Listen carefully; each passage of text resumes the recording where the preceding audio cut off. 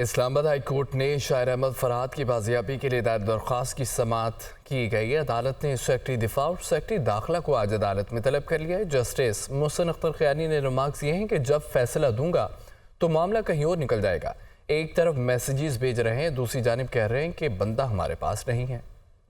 Islamabad high court में लापता शायर अहमद फरहाद की बाजियाबी की दरख्वास्त पर समाअत। सेक्रेटरी दाखिला और सेक्रेटरी दिफा आइंदा समाअत पर तलब। तफ्तीशी अफसर को सेक्टर कमांडर का बयान लेकर अदालत में पेश करने की हदायत। जस्टिस मोहसिन अख्तर क़यानी ने दरख्वास्त पर समाअत की। Additional attorney general Munawar Iqbal Dugal, वजारत दिफा के नुमाइंदे ब्रिगेडियर फलक नाज, SSP जमील जफर और दीगर अदालत पेश हुए। Additional attorney general Munawar Iqbal Dugal ने कहा, सुबह तक वक्त मिल जाए तो रिपोर्ट जमा करा देंगे। वजारत दिफा के नुमाइंदे ब्रिगेडियर फलक नाज ने कहा कि ISI ने कहा है अहमद फरहाद उनके पास नहीं। जस्टिस मोहसिन अख्तर क़यानी ने कहा, अब मामला ISI और MI के इख्तियार से बाहर निकल गया है। सेक्रेटरी दिफा पेश होकर तहरीरी रिपोर्ट पेश करें। ये मामला इतना सादा और आसान नहीं। मैं जब जजमेंट दूंगा तो मामला कहीं और निकल जाएगा।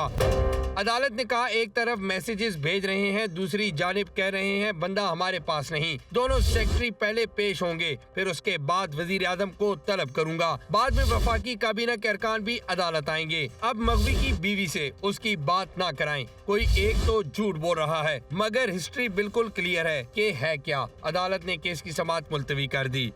वफाकी वज़ीर क़ानून आज़म नज़ीर तारड़ का यह कहना है कि जो रिमार्क्स दिए गए वो अदालत का मैंडेट नहीं है। तमाम इदारों को अपनी हदूद में रहकर काम करना चाहिए।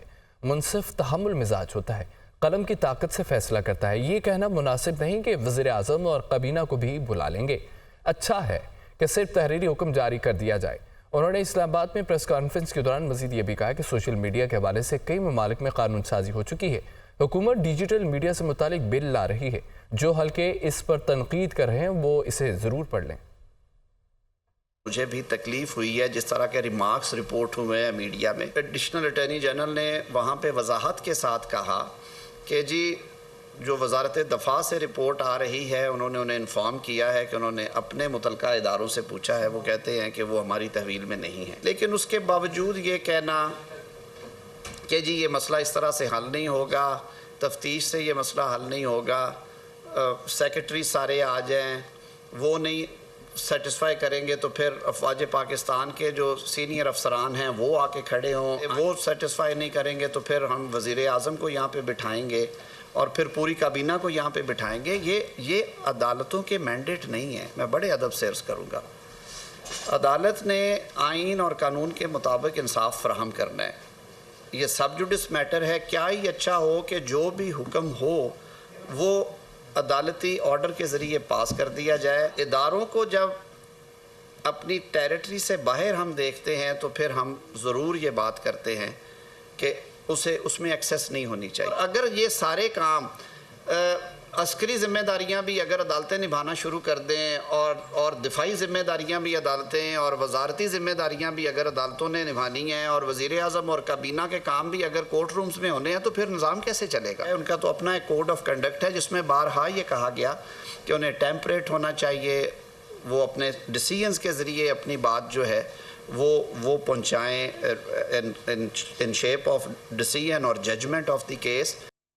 Welcome back. ब्रेक के बाद आदमी मंजरनामे से खबर आपको दें। इसराइल की शमाली गजा में बमबारी, 4 फ़लस्तीनी शहीद हो गए, दर्जनों जख्मी। वस्ता गजा में इमारत के मलबे से 8 अफराद की लाशें बरामद हुई हैं। इंसानी हकूक पर के मुताबिक इसराइल 8,800 फ़लस्तीनियों को कैद में डाल चुका है। इसराइली जेलों में कैद फ़लस्तीनियों में 293 ख़वातीन है, 620 बच्चे जबकि 75 सहाफ़ी भी मौजूद हैं। फ़लस्तीनी वज़ारत सेहत के अदाद-ओ-शुमार के मुताबिक गज़ा में शुहदा की तादाद 35,562 हो गई है जबकि 79,652 ज़ख्मी हुए हैं।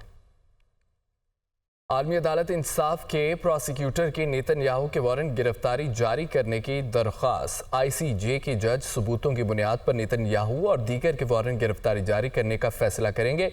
साबिक सरबराह हमास याहिया संवर और इस्माइल हानिया के वारंट गिरफ्तारी भी तलब कर लिए गए हैं। आलमी अदालत इंसाफ के प्रोसिक्यूटर के नेतन्याहू के वारंट गिरफ्तारी जारी करने की दरख्वास्त। ICJ के जज सबूतों की बुनियाद पर नेतन्याहू और दीगर के वारंट गिरफ्तारी जारी करने का फैसला करेंगे। ईरान में सदर के हेलीकॉप्टर को पेश आने वाले हादसे का जायजा ले रहे हैं अमरीकी वज़ीर दिफा की जानिब से कहा गया है अमरीका को अभी तक हादसे की वजूहात मालूम नहीं हो सकी। जायजा ले रहे हैं कि तहकीकात का क्या नतीजा सामने आता है। इब्राहिम रईसी की अफसोसनाक हादसे में वफात पर ईरानी अवाम के साथ खड़े हैं। मैथ्यू मिलर ने कहा है अमरीका इसराइल हुकाम की गिरफ्तारी के लिए आलमी अदालत इंसाफ में दायर मुकदमे को मुस्तरद करता है। ईरान में सदर के हेलीकॉप्टर को पेश आने वाले हादसे का जायजा ले रहे हैं। लायरोसन के मुताबिक ये कहा गया है कि अमेरिका को अभी तक हादसे की वजूहात मालूम नहीं हो सकी। जायजा ले रहे हैं कि तहकीकात का क्या नतीजा सामने आता है। दूसरी जानिब मैथ्यू मिलर ने कहा है कि इब्राहिम रईसी की अफसोसनाक हादसे में वफात पर ईरानी अवाम के साथ खड़े हैं।